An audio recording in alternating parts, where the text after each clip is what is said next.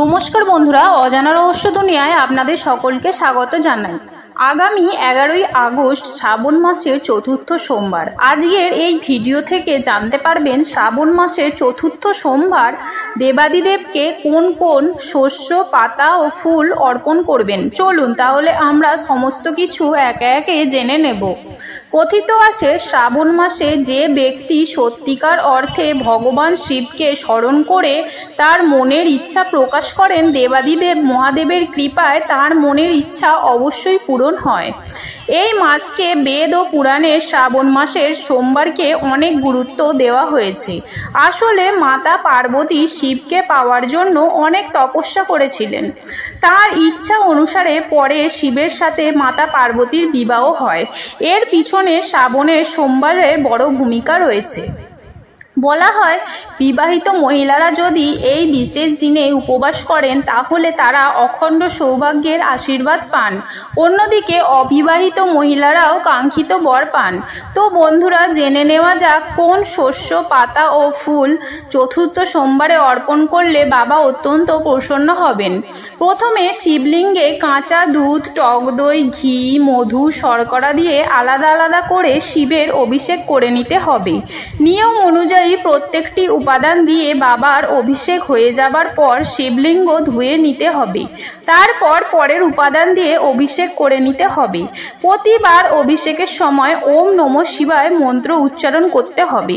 এরপর বাবাকে আকন্দের মালা পরিয়ে বেলপাতা নিবেদন করলে মহাদেব অত্যন্ত তুষ্ট হন। তবে বেলপাতা ছাড়াও আরও কয়েকটি পাতা আছে যেগুলি শিবলিঙ্গে নিবেদন করে মহাদেবকে তুষ্ট করা যায়। প্রথমেই বলি শমী পাতা। শিবলিঙ্গে এই পাতা অর্পণ করলে বাবা অত্যন্ত তুষ্ট হন এবং ভক্তের মনোবাঞ্ছা পূরণ করেন। এই গাছের পাতাকে অত্যন্ত পবিত্র মনে করা হয়। এই পাতা গাছে নাকি উমা এবং মহেশ্বর দুজনেই বসবাস করেন। পান পাতা।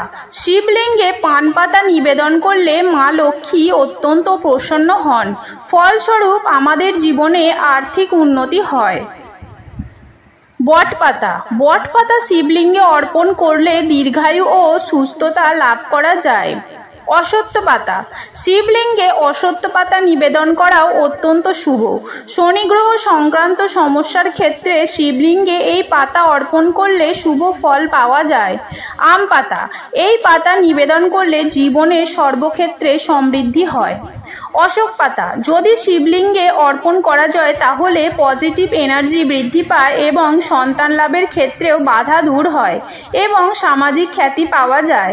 তো বন্ধুরা, এই পাতাগুলি যদি জোগাড় করতে পারেন তাহলে এই পাতার সঙ্গে বেলপাতা সহযোগে বাবার মাথায় অর্পণ করতে পারেন এই চতুর্থ সোমবারে। তবে শুধু চতুর্থ সোমবার নয়, যে কোনো সোমবারই অর্পণ করলেও হবে।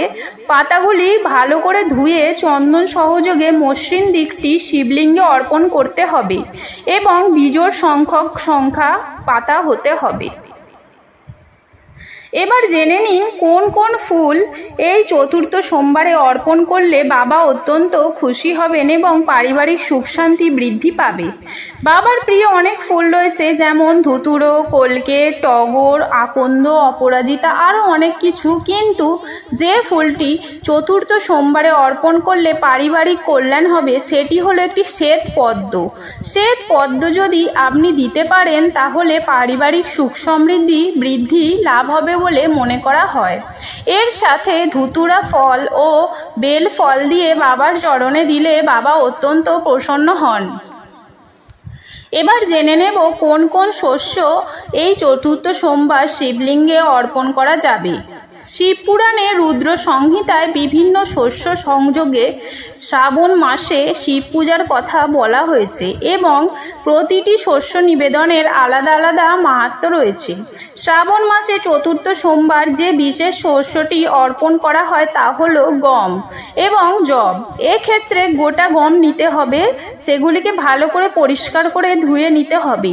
শিবলিঙ্গে গম নিবেদন করলে সন্তান লাভের ক্ষেত্রে বাধা দূর হয়। এক্ষেত্রে স্বামী এবং স্ত্রী উভয়কেই শিবলিঙ্গে গোটা গম নিবেদন করলে অচিরেই ফল পাওয়া যায়। এছাড়াও সন্তানের স্বাস্থ্য ও পড়াশুনোর ক্ষেত্রেও গম নিবেদন করা যায়। এমনকি অবিবাহিতরাও ভবিষ্যৎ সন্তানের মঙ্গল কামনায় গম নিবেদন করতে পারে। এবার জানা যাক জব নিবেদন করলে কি ফল পাওয়া যায়। বন্ধুরা, শিবলিঙ্গে যদি আপনি জব অর্পণ করেন তাহলে দুর্ভাগ্য ও অর্থ কষ্ট থেকে মুক্তি পাওয়া যায়। তো বন্ধুরা, ভগবান দেবাদিদেব ভক্তদের সকল মনস্কামনা পূরণ করুন এবং সকলকে সুস্থ রাখুন। আমার এই ভিডিওটি যদি আপনাদের ভালো লেগে থাকে তাহলে লাইক, শেয়ার এবং সাবস্ক্রাইব করে আমার পাশে থাকবেন। ধন্যবাদ।